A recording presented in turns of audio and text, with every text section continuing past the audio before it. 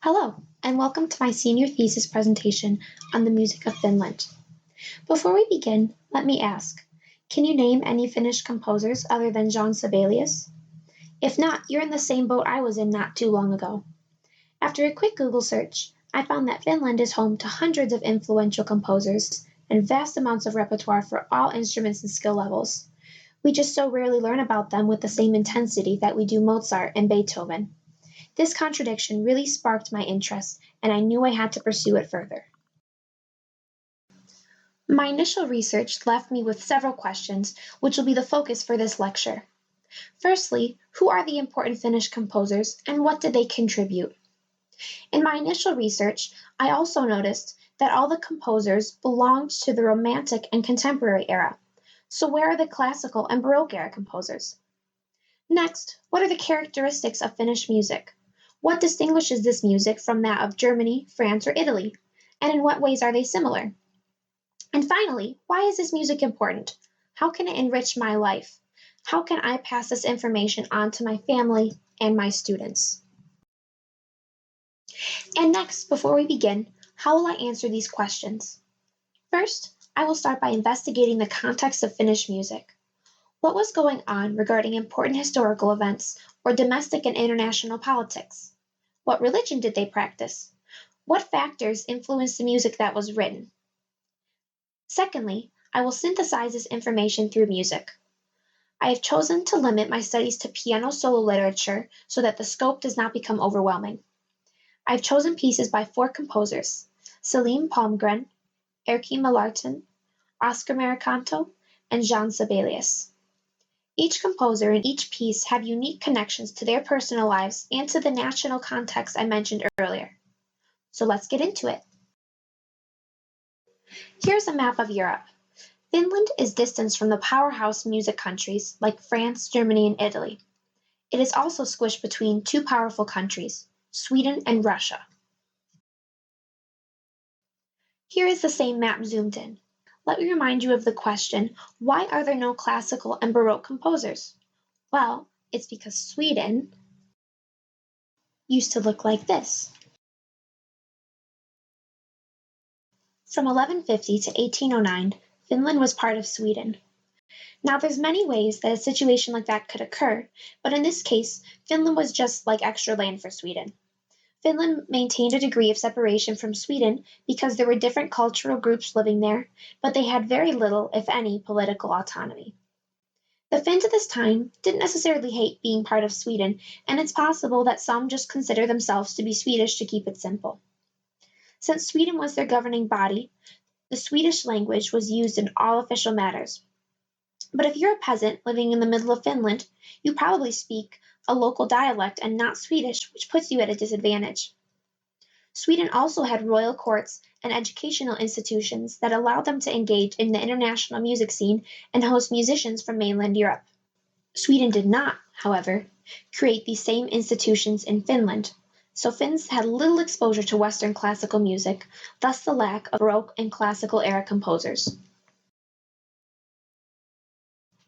Now, a very important event happens in 1523. The ruler at the time, King Gustav Vasa, accepts the Reformation and centralizes power in Stockholm.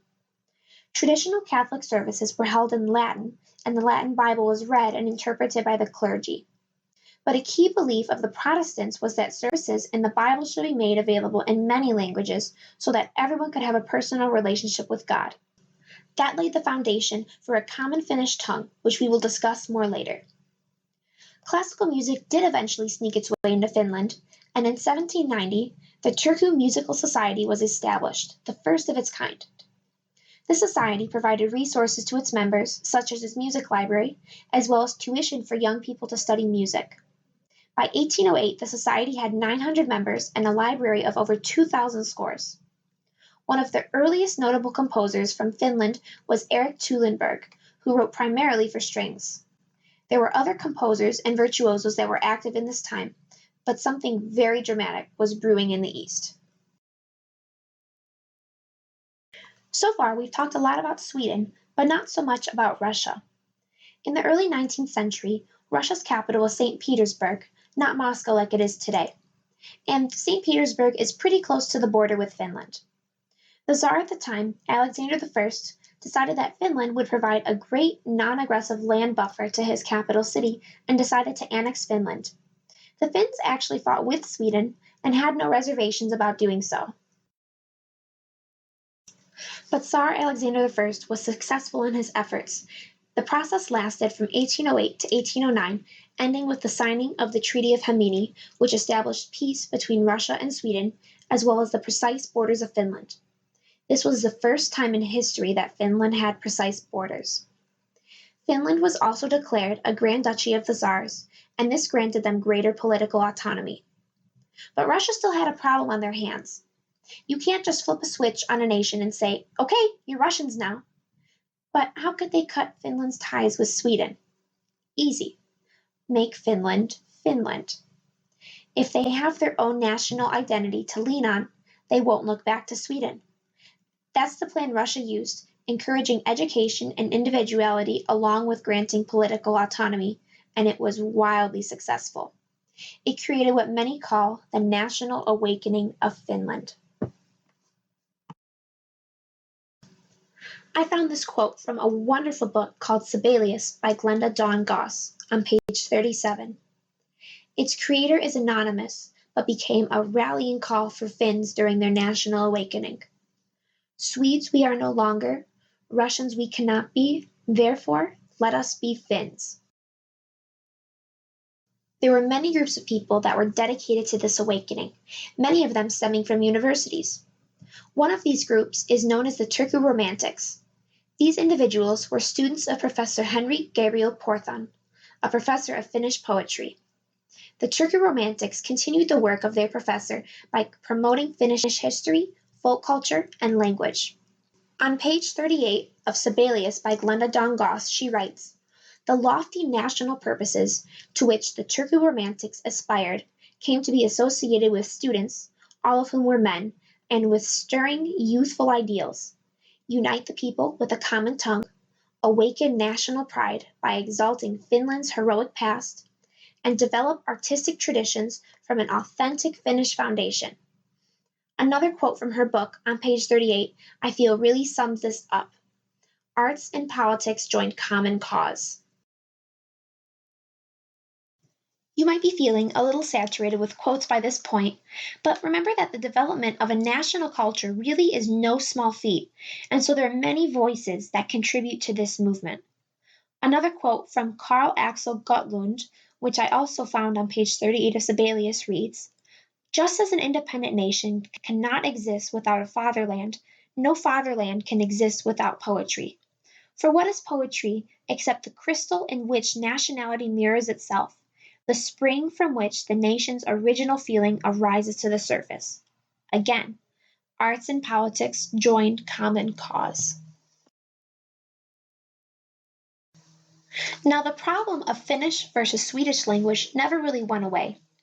The Turku Romantics and other patriots not only wanted Finnish to be the main spoken language, but they also wanted it to be at least on equal footing with Swedish in formal contexts, but they weren't there yet. At this time, Swedish still had a stronghold in Finland and was the language used in schools, and it was the language that books were written in, although an increasing number of Finns could speak both Swedish and Finnish. In 1858, the first of several Finnish language grammar schools was established and was followed shortly by a decree from Tsar Alexander II stating that Finnish and Swedish would be equal in formal affairs within 20 years. The Finnish grammar schools were an important addition to Finnish society, but the decree was not quite as effective because it really wasn't until 1902 that the two languages were officially declared completely equal. I want to take a moment to preface the upcoming material because this setting I'm building for you right now is where many influential composers grew up, including Jean Sibelius. They grew up watching their country's voice and culture grow and dedicated years of their life contributing to it. Another nice summation of this scenario can be found on page 25 of the book Sibelius. Goss writes, "Sibelius and his contemporaries did not come out of a cultural wilderness. The ground had been thoroughly and splendidly prepared, and it was largely prepared in Swedish." In this thoroughly and splendidly prepared ground, Goss also establishes what she calls the 4 pillars of Finnish identity, 4 very important pieces of literature that help shape the growing national identity and would have been read and well known by Palmgren, Mallarton, Mercanto, and Sibelius. The first pillar is the Lutheran Bible. Since accepting the Reformation in 1523, it has been the main religion in Finland, although some converted to the Russian Orthodox beliefs. Many generations of Finns grew up reading the Bible, which set a moral and behavioral standard. Many schools were also Lutheran. Children learned about church history, read Luther's sermons, and sang Lutheran hymns, and would participate in a public profession of faith or coming of age ceremony called confirmation. Lutheranism was an important part of the Finns' lives and beliefs. The second pillar is the Tales of Ensign Ståhl by Johan Runberg. This work of poetry was written in Swedish and contains simple language and romantic era themes. For example, Hild of the spring, prey of autumn's wind, flower, why does a tear tarry on your delicate cheek? The first portion of this piece focuses on what Goss describes as idealized images of land and its people. The next half focuses on history, heroism, and patriotism shown in the War of 1808 to 1809. The third pillar is Boken om vårt land, which translates to The Book of Our Land by Zacharias Topelius. This book is a collection of proverbs, riddles, lyrical songs, and an explanation of important literature, such as the next pillar we will discuss, the Kalevala. Like the other pillars, this would have been well known and studied by children in school.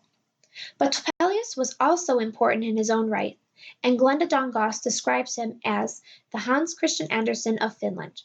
His small tales were a part of everyone's childhood. The fourth and final pillar of Finnish identity is the Kalevala. This is a collection of epic poetry based on Finnish and Karelian folklore and mythology. The Kalevala is actually public domain and is free to read online in English. It's lengthy, but even reading a bit can help you get a flavor of this work. This piece is sort of a capstone to the National Awakening movement, as you can see with the Lönnrot quote, saying that this work embodies the ideals of the Turku Romantics. Glenda Dongoss asserts that its value had relatively little to do with the work's intrinsic literary worth and everything to do with what it was believed to prove. She goes on to say, the Kalevala not only gave Finns a great literature, it also gave them a history, or at least the means for constructing one. They were widely believed to show that Finland had a splendid, heroic past, both ancient and independent. They proved that a sovereign Finnish nation had been blessed with its own gods, traditions, cultural values, and ways of life. Here was cultural continuity that validated the Finns as a separate entity. With the appearance of the Kalevala, the fourth foundation stone of Finnish identity was rolled ringingly into place. As I mentioned before, the point of all this information is to understand how composers like Palmgren, Mallarton, Mercanto, and Sibelius grew up. There is far more information available on Sibelius than nearly every other Finnish composer, so this context is super valuable in that it helps us understand, or come closer to understanding, the life of someone who has had less documentation or research completed about them. As such, the information I will now discuss mostly relates to Sibelius, but since Palmgren, Mallarton, and Mercanto grew up right around the same time, their experiences were probably similar. In some ways, Sibelius's family is a good example of what many families were like in 1860s Finland. They spoke Swedish at home, but sent their children to a Finnish language school where they came to know works like the Kalevala. In Sibelius's case, as the grandson of a pastor, his family was intensely Lutheran and he completed a confirmation ceremony. The city that John Sibelius grew up in, Hämeenlinna, is not far from the Russian border, and by the time he was 10, there were 1,256 Russians living there. In 1862, a railroad was built from Hämeenlinna to the capital city, Helsinki, which soon connected with tracks to St. Petersburg. This was constructed so the Russians could quickly move troops across the country, but also provided a means for musicians to travel more easily. Now that we have a detailed national and personal setting, what exactly did they compose that was Finnish? I think the most important was the connection to nature. Finland is a country rich with beautiful lakes and enchanting forests, which inspired many pieces. Another important element is the connection to Finnish folk culture, songs, and national epics. The spread of these very topics helped create a national identity, and composers growing up in the 1860s and 1870s would have been thoroughly steeped in them since childhood. They're inseparable. From Herbert Westerby's book, History of Pianoforte Music, page 331, he describes Sibelius as a composer of real eminence who has brought out the rugged earnestness of the Finnish nature, interpreted through the free, characteristic rhythm, weird melodies, and pungent harmonies which are associated with Finnish music. Now on to our first composer, Selim Palmgren. He was born in 1878 in Pori on the west coast of Finland and not too far from Hämeenlinna. He studied at the Helsinki Conservatory and with the famous Busoni in Germany.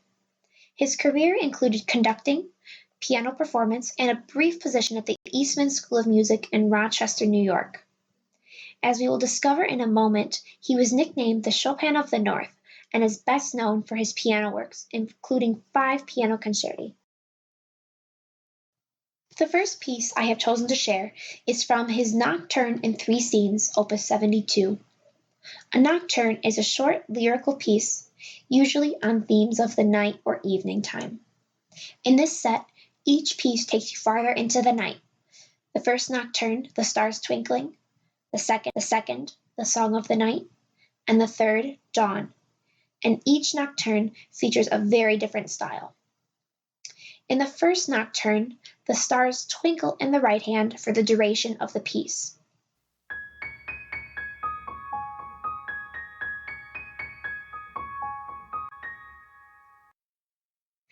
This creates a really dreamy effect and supports the simple vocal melody in the left hand. It's very common for nocturnes to have a melody like this.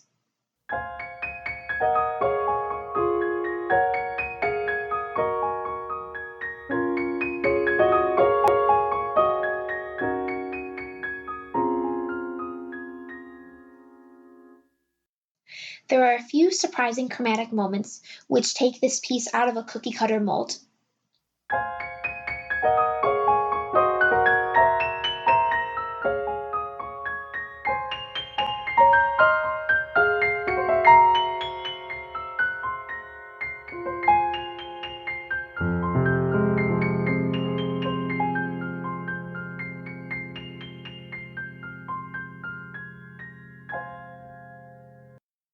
The majority of this piece is in the upper range of piano, like the stars high in the sky at night. But Palmgren uses a few lower notes at the end for the sake of a nice ending.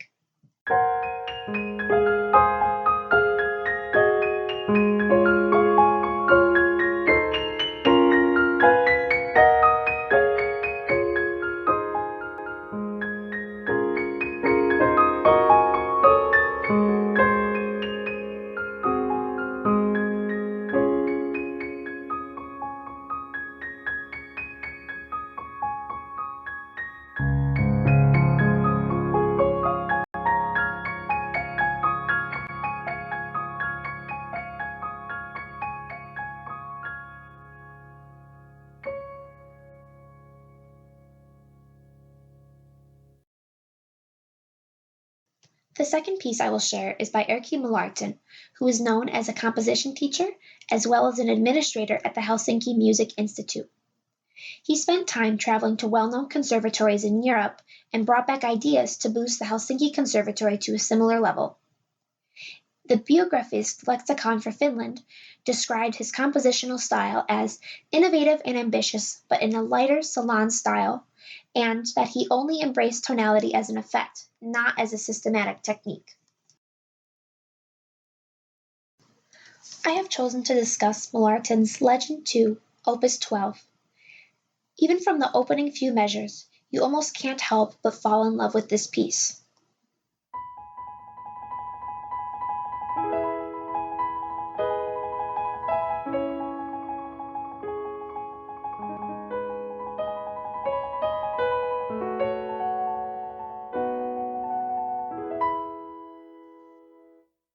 With a title like Legend, you may think that there's a story that inspired the composition. I couldn't find any evidence of that, but this scenario wasn't uncommon in the Romantic era. For example, Chopin composed 4 ballades, 3 of which have no connection to literature, but yet evoke feelings of a grand story being told. I think we should approach Mallartin's Legend, Opus 12, in the same way, and I almost like the title Legend better than Ballade because it brings in the feeling of ancient folklore that is part of Finland's national awakening. On page 332 of Westerby's book, The History of Pianoforte Music, he describes the legend Opus 6 and 12 as combining national characteristics with a gift for melody and richly harmonized style, showing the influence of Liszt and Wagner. I think you can hear that even in the opening, with some busyness in the background, but a beautiful and simple melody that cuts through the clutter. The structure of this piece is somewhat repetitive. He takes the same melody,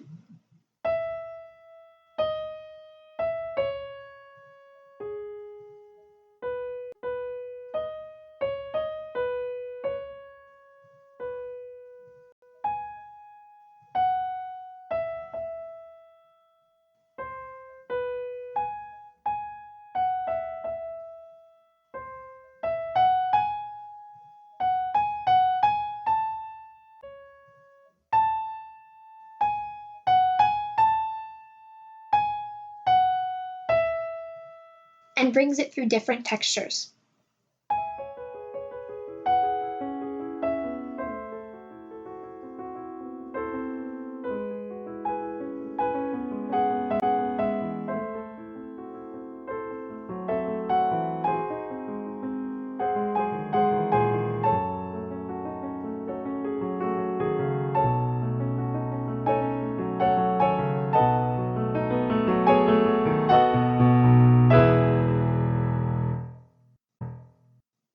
As time goes on, these textures increase in intensity.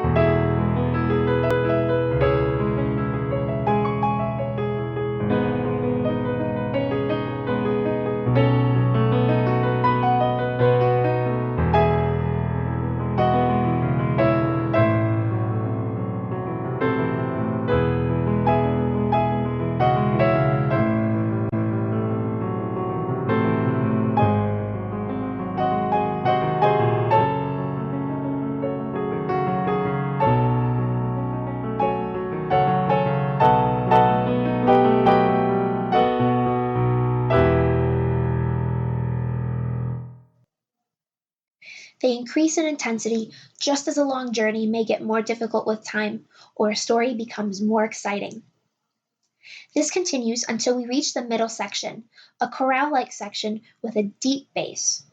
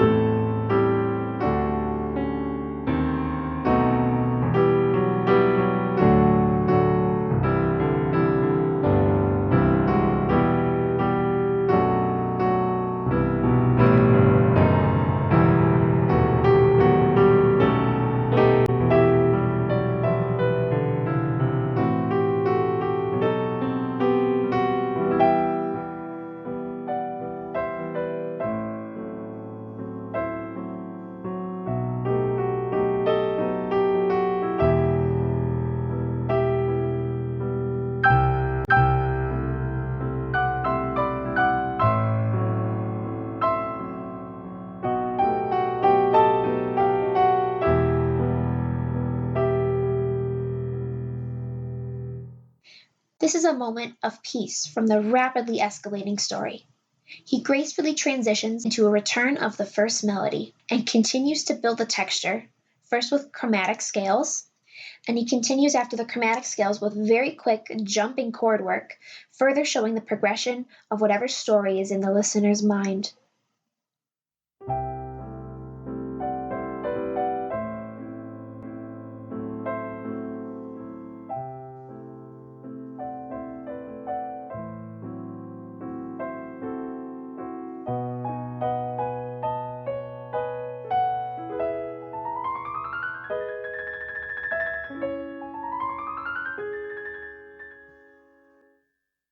The piece ends to a huge fortissimo chords and has a grand conclusion.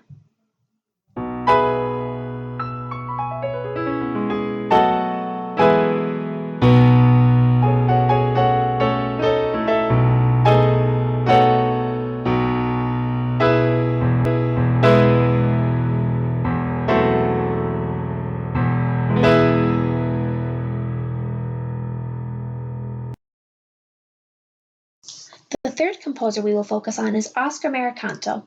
He's probably the least known out of the four, but his son R went on to become one of the best known Finnish composers in the 20th century. Maricanto is tied to this national awakening movement by his last name, which was changed from the Swedish Mattsson to the Finnish Maricanto by his father. This was not an uncommon practice for those in support of Finland's awakening. When he enrolled at the Leipzig Conservatory, he had already achieved success as a composer, so he left the conservatory shortly after to continue his career composing. His main compositional output is actually vocal repertoire, not piano repertoire, and his vocal repertoire consists of over 150 songs and 3 operas. Of his 3 operas, the most important one is Maiden of the North, which was the first opera originally written in Finnish. This opera further attaches Maricanto to the Finnish awakening. I have chosen to play his Lied ohne Worte, Opus 37, number 2. This German title translates to Song Without Words, which I think is very fitting for a vocal composer. I feel like it can be easy to gloss over some of the interesting aspects of this piece.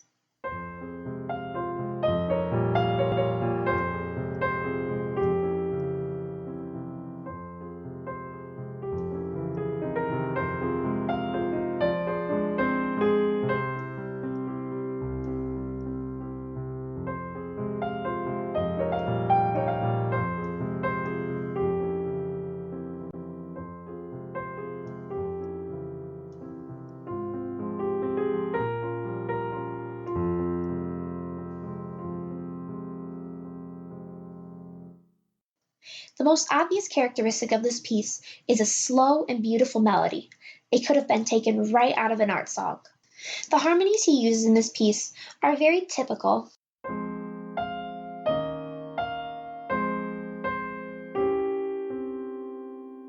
but he creates interest with a pedal point, which is the lowest note in the left hand.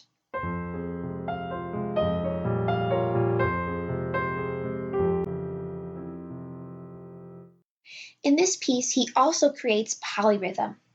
The accompaniment is in subdivisions of 3,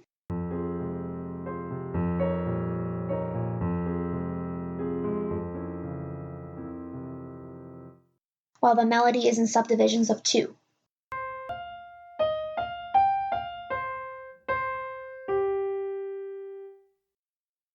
I think the most interesting aspect of this piece is the phrasing. Phrases normally consist of groups of 2, 4, or 8 measures, kind of numbers like that. Maricanto uses groups of 2, but kind of. He creates unusual phrase lengths by repeating the last measure of some phrases.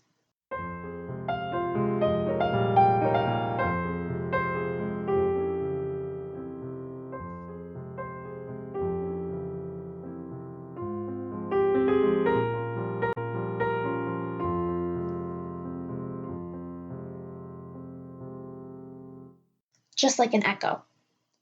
I think these moments are powerfully introspective. The piece continues to the closely related key of A flat major, following a similar mold.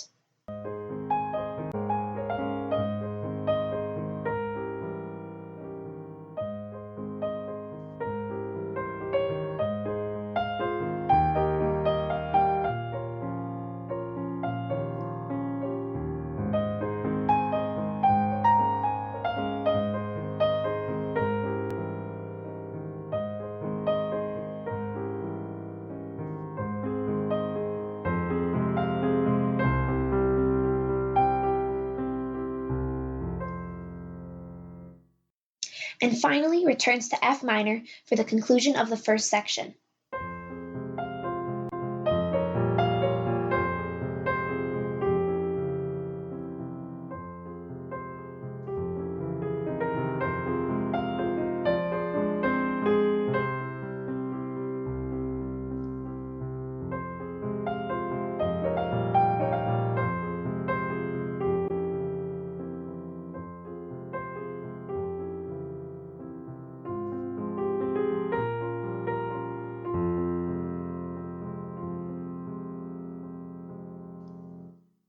There's a contrasting middle section that displays a different range of emotions and a little bit more force and boldness than the beginning section.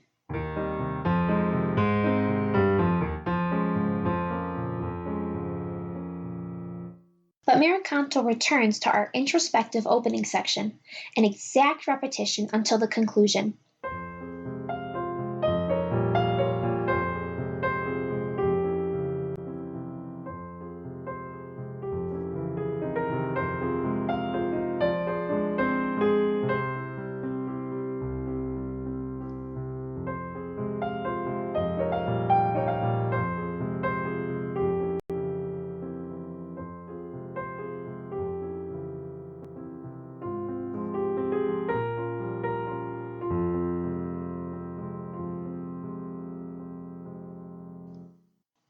I think that this ending almost sounds incomplete, which again carries on the feeling of introspection.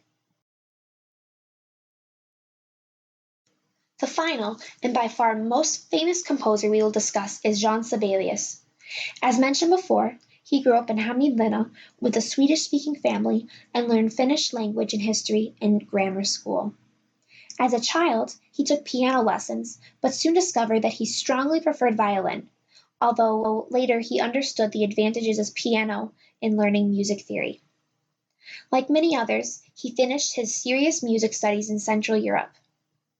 His wife, Aino Jarnefelt, was from a Russian family who moved to Finland and were very supportive of the national awakening. Each of the many Jarnefelt children were well educated and pursued careers in arts, languages, and music. Sibelius is mostly known for his symphonies and his violin concerto, but actually he composed quite a bit for piano. In many of his works, we can see the influence of Finnish folk culture, such as his Kullervo, which is based on the Kalevala. He also composed for a Finnish instrument called the kantala, including the dulcissimo and A minor. The kantala is similar to a lute and can have 5, 10, or up to 40 strings. But let me reference his marriage to Aino again. Her family was really into the Finnish awakening.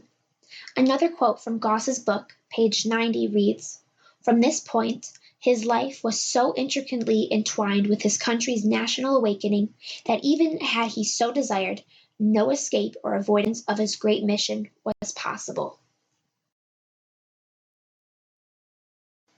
I have chosen to share a work of his called 6 Finnish Folk Songs, which consists of 6 smaller pieces. They don't appear to be related to each other than that they are folk songs. Most of the melodies are based on a pentascale, usually minor, which is a common tuning for the kantala. In addition, Sibelius shortens these songs, which can be several minutes long in their original form, to only contain a few phrases, which is more suitable for a piano miniature. There are few, if any, sources I was able to find that really discuss the background of these pieces, so I was on 100 melodies and translations to discover the meaning of these songs. Not all of the titles match the source melodies, and as such I was only able to discover the meaning for 3 of the 6 pieces. But even for the pieces that I don't have a source for, they have very descriptive titles and are characteristically similar to the other folk songs. Many of these folk songs are not in major or minor, but in other scales such as Dorian.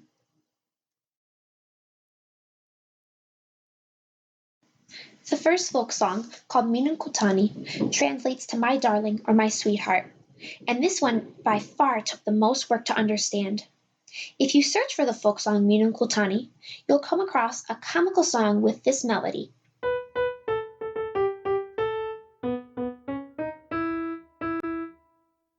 And the lyrics translate to something along the lines of, "My darling is beautiful, although her bones are slender. My darling is beautiful, even though her eyes cross. When we go to the market, even the cows laugh, but my darling is beautiful." It sounds fun, and it sounds like a typical folk song subject. But compare the melody from that song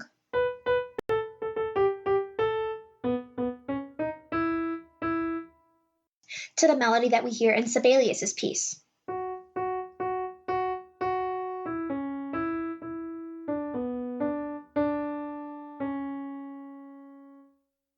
They're not the same, not even close. They are not the same piece. So I did some digging, and I discovered that the melody Sibelius used is from a song called Under the Northern Star. Now, if you search for a translation, you'll only find relevant results from lyrics forums, which I know are not very scholarly, but the translation I found is far more poetic than I could gather from Google Translate, so here it is. "Here under the North Star is now our homeland, but on the other side of the stars we'll get another home. Here time is, like a flower, short for us. There endless joy like angels. Here heart is sighing and tears fill the eye. There heart is rejoicing and the eye shows the triumph. There with hope's wings fly, little heart. There is my homeland. There I want to go." This is quite the opposite from the first Minunkultani we heard. This set of pieces was composed in 1902, not long after Sibelius and his wife lost their youngest daughter, Christy, to typhoid fever in 1900. She was 2 years old. I believe this song is for his darling Christy.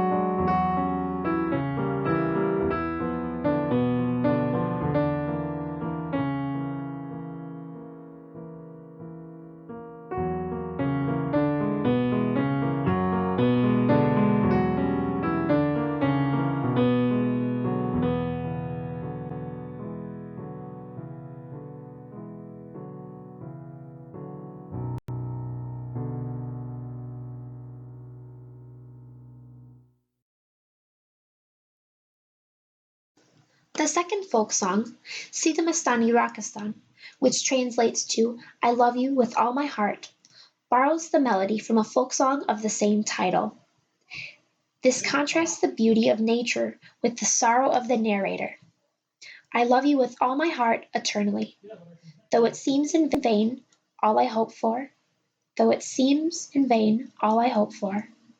When the birds on the branches of the trees sing beautifully, the sorrow in my heart is deepest. Yes, then the sorrow in my heart is deepest. And all kind of flowers are blooming, all kind of flowers are blooming, but they don't give me rest from my sorrow, but they don't give me rest from my sorrow.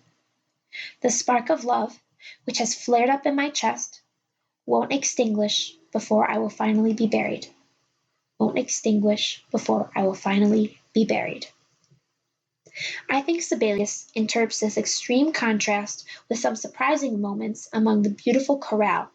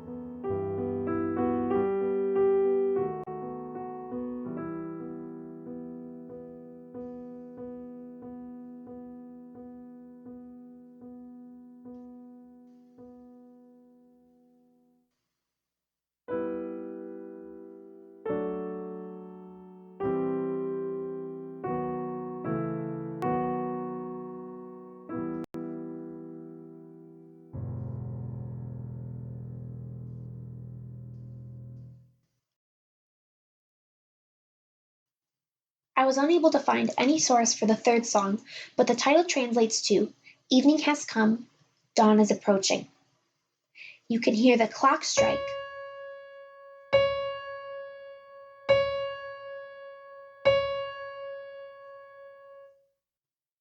Above the suspenseful melody.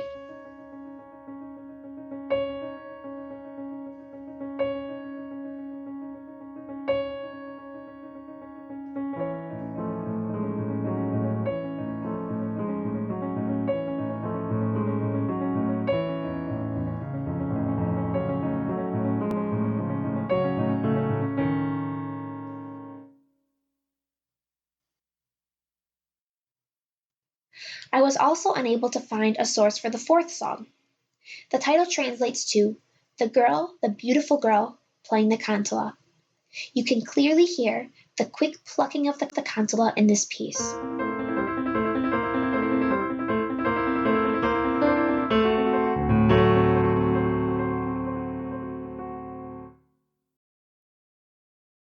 Now the fifth piece did have a reliable background. Its title, Velisur Maya, translates to Brother's Killer.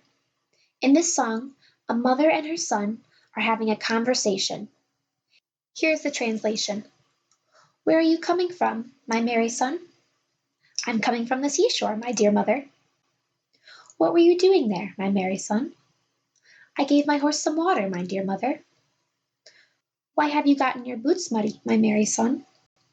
Well, I walked by the road, my dear mother. Where have you gotten your sword bloody, my merry son? I killed my older brother, my dear mother. What did you kill your brother for, my merry son? Why was he making my woman laugh, my dear mother? Where will you have to go now, my merry son? To other foreign lands, my dear mother. When will you come back from there, my merry son? When the stars dance on the sky, my dear mother. When will the stars dance on the sky, my merry son? When a stone floats on water, my dear mother. When will the stone float on water, my merry son? When a feather sinks, my dear mother. When will the feather sink, my merry son? When we all will be judged in the end. You can hear the mother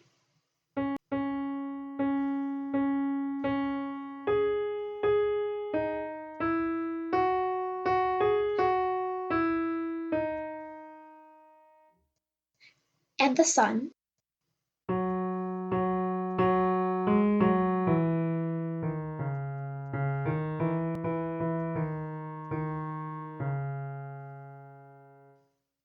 and you can also hear how the mother's questions escalate, as the second time you hear her, she is a third higher than she previously was.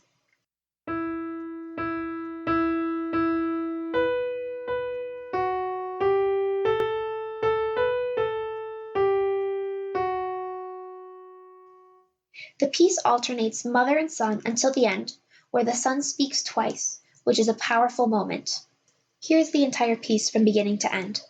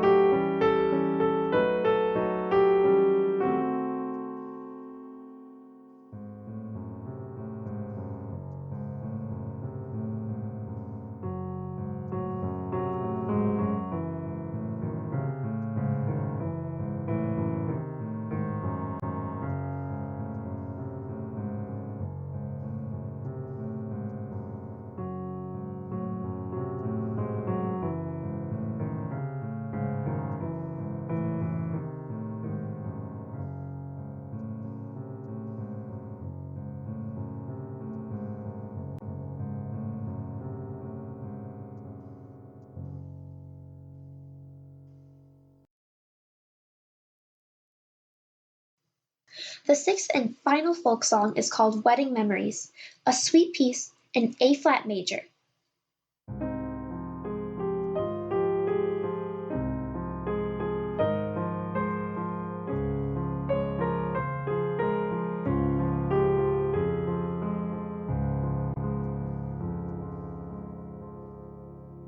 But Sibelius throws in a few surprises by avoiding a typical cadence.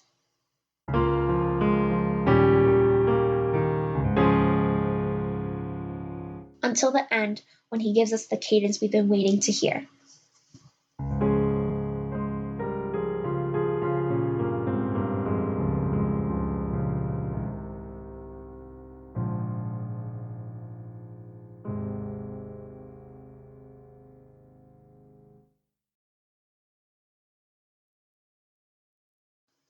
So why is all this important?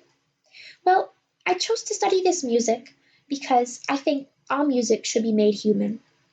Behind every piece, there's a person with memories, with a family, with struggles and triumphs and things they are passionate about.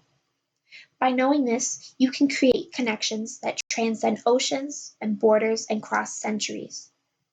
The music I shared with you today are the unheard voices from an experience that is known to many on a personal or national level, achieving independence and finding a unique voice. To learn more, I would highly recommend reading Glenda Dongoss's book, Sibelius. It is not only a detailed biography of Sibelius, but also provides a really rich context of the national awakening. There are other sources too, even Wikipedia pages on other Finnish composers, but their lives and music go largely unheard of because it's so easy to stick to the comfort zone of Bach and Beethoven. I hope that no matter who you are or what your interests are, you can take something away from this, whether it's a little history lesson, finding a new piece that you like, or having the knowledge to incorporate Finnish music into your studio or classroom. Thank you.